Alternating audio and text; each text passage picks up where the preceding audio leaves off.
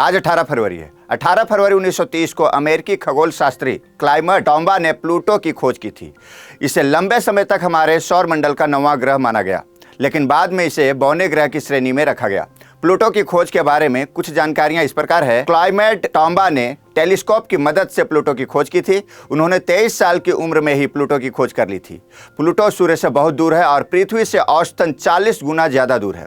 Pluto की कक्षा सूर्य के चारों ओर 248 साल में पूरी करती है। प्लूटो की सतह ज्यादातर नाइट्रोजन बर्फ से बनी है। प्लूटो का आंतरिक भाग करीब 60% चट्टान और 40% बर्फ से बना है। प्लूटो का वायुमंडल पतला है और इसकी सतह के समान घटकों से बना है। प्लूटो ने अपनी कक्षा के आसपास के क्षेत्रों को साफ नहीं किया है। प्लूटो नेपच्यून की कक्षा से परे एक डिस्क जैसे क्षेत्र में परिक्रमा करता है, जिसे कुइपर बेल्ट कहा जाता है। प्लूटो को बौने ग्रह की श्रेणी में इसलिए रखा गया है क्योंकि यह अंतर्राष्ट्रीय खगोलीय संघ IAU के ग्रह होने की मानदंडों को पूरा नहीं करता है। प्लूटो को बौने ग्रह की श्रेणी में रखने के और भी कारण है।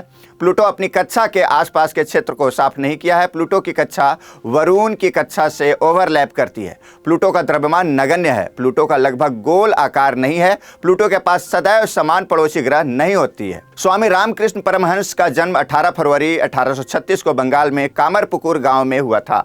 उनका जन्मदिन हर साल इसी दिन मनाया जाता है। रामकृष्ण परमहंस के बारे में कुछ और खास बातें इस प्रकार है कि उनका बचपन का नाम गदाधर था।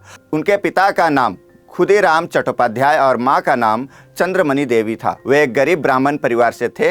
वे मां काली के प्रति बहुत श्रद्धावान थे।